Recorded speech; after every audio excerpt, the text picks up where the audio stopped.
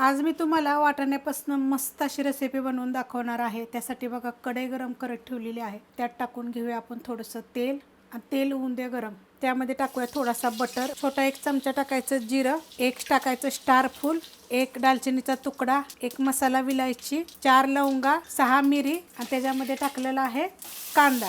कांदा चांगला भाजून घेऊया।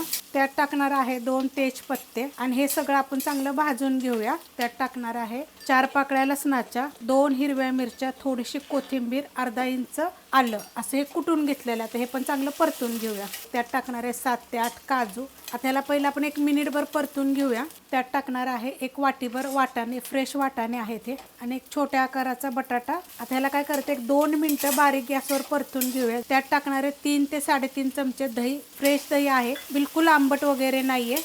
आता त्यात टाकायचे आपल्याला तांदूळ। तर तांदूळ काय केले होते मी अर्धा तास भिजत घातले होते। हे बासमती आहेत बघा असे लांबडेवाले। आता हे आपण टाकून घेऊया, मिक्स करून घेऊया चांगलं। त्याच्यामध्ये टाकायचं आपल्याला चवीप्रमाणे मीठ, हलवून घेऊया।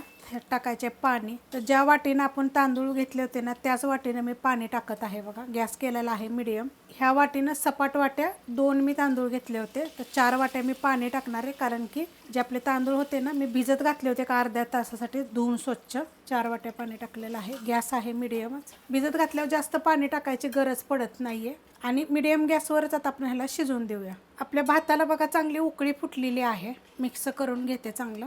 आणि आता काय करणार आहे माहिती आहे का, मी ह्याच्यावर ठेवणार आहे झाकण, एवढी जागा ठेवणार आहे आणि आता आपण ह्याला शिजवून देऊया। बारीक गॅसवर बघा 20 मिनिटं ठेवलं होतं, एकदम बारीक गॅस आहे बघा। किती मस्त असा तेवढ्या पाण्यामध्ये तेवढ्या साहित्यामध्ये एकदम मोकळा मोकळा भात होतं आणि तांदूळ भिजत घातल्यामुळे बघा किती छान असे शिजले गेलेले आहेत हे का अशा पद्धतीमध्ये।